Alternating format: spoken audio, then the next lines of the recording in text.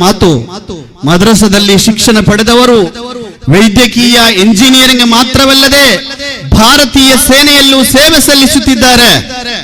ಮದ್ರಸೆಗಳ ಪ್ರಾಥಮಿಕ ಉದ್ದೇಶವೇ ಶಿಕ್ಷಣ ಎಂದು ಸುಪ್ರೀಂ ಕೋರ್ಟ್ ಹೇಳಿದೆ. ಅಪಪ್ರಚಾರ ಮಾಡುವವರ ಬಾಯಿಗೆ ಬೀಗ ಹಾಕಿದೆ ಸುಪ್ರೀಂ ಕೋರ್ಟ್. ನಮ್ಮಂತ ಉಲಮಾಗಳು ಎಷ್ಟು ಹೇಳಿದ್ರು ಕೂಡ ಮದ್ರಸೆಗಳು ಹೀಗೆ ಅಂತ ಅಪಪ್ರಚಾರ ಮಾಡುವವರು.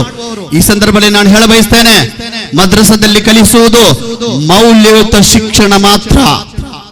ಅಲ್ಲಿ ಮಾನವೀಯ ಸಂದೇಶಗಳು ಮಾತ್ರ. ಒಂದು ಪಾಠ ಪುಸ್ತಕದ ಹೆಡ್ಡಿಂಗ್ ಹುಬ್ಬುಲ್ ವತನ್, ದೇಶ ಪ್ರೇಮ ಅಂತ ಹೇಳಿದೆ. ದೇಶ ಪ್ರೇಮವನ್ನು ಕಲಿಸುವಂತಹ ಪಾಠ.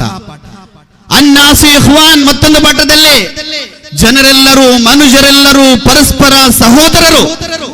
ಇಂಥ ಹೆಡ್ಡಿಂಗ್ ಇರುವಂತಹ ಪಾಠ್ಯ ಪುಸ್ತಕಗಳನ್ನು ಕಲಿಸುವಂತಹ ಸೌಹಾರ್ದತೆಯ ಕೇಂದ್ರಗಳಾಗಿವೆ ಮದ್ರಸಗಳು.